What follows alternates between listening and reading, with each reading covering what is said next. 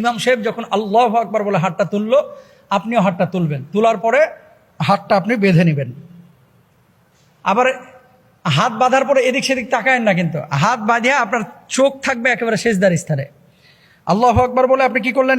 প্রথমবার হাত বেঁধে নিলেন, সুবহানাকাল্লাহুম্মা ওয়া বিহামদিকা ওয়া তাবারাকা ইসমুকা ওয়া তাআলা জাদ্দুকা, ছানা পড়লেন। ছানা পড়ার পরে আবার আল্লাহু আকবার বলে ইমাম সাহেব হাত তুললো, আপনারাও হাত তুলে হাতটা ছেড়ে দিবেন।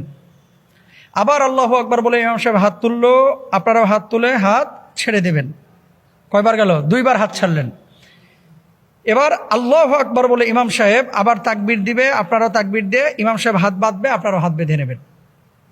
আর ডান বামে তাকাবেন না, তাকাবেন হচ্ছে নিচে, নিচে সিজদার স্থানে। এবার ইমাম সাহেব হাত বেঁধে নিল। তাহলে প্রথম রাকাতে হাত ছাড়ছেন কয়বার? দুইবার। মনে রাখবেন, প্রথম রাকাতে কয়বার? দুইবার হাত ছাড়ছেন। ইমাম সাহেব সূরা ফাতিহা পড়বে, সূরার সাথে সূরা মিলাবে, আপনারাও সূরা ফাতিহা শুনবেন এবং সূরা মিলাবেন।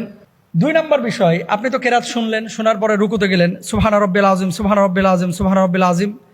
রুকু থেকে ইমাম সাহেব উঠলো, আপনিও উঠলেন। সেজদা দিল 2টা, আপনিও দিলেন। সেজদার মধ্যে কি পড়বেন? অন্য নামাজে যা পড়েন তাই পড়বেন। সেজদা থেকে ওঠার পরে আল্লাহু আকবার বলে ইমাম সাহেব যখন উঠলো, উঠার পরে ইমাম সাহেব কিন্তু শুরুতেই সূরা ফাতিহা পড়ে। আপনারা পড়বেন বা শুনবেন, দুটাই জায়েজ আছে। 2 নম্বর হচ্ছে সূরা ফাতিহা, সূরা শেষ। এবার ইমাম সাহেব কিন্তু তাকবীর দিবে। খেয়াল করেন, ইমাম সাহেব তো হাত বাঁধাই আছে, আপনাদেরও হাত বাঁধা। আল্লাহু আকবার বলে ইমাম সাহেব হাত তুলে হাত ছেড়ে দিবে, আপনারাও ছেড়ে দেবেন।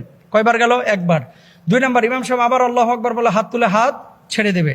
3 নম্বর, আল্লাহু আকবার বলে আবার ইমাম সাহেব হাত তাকবীর দিয়ে হাত তুলে হাত ছেড়ে দেবে। তাহলে হাত ছাড়লেন কয়বার? 3 বার।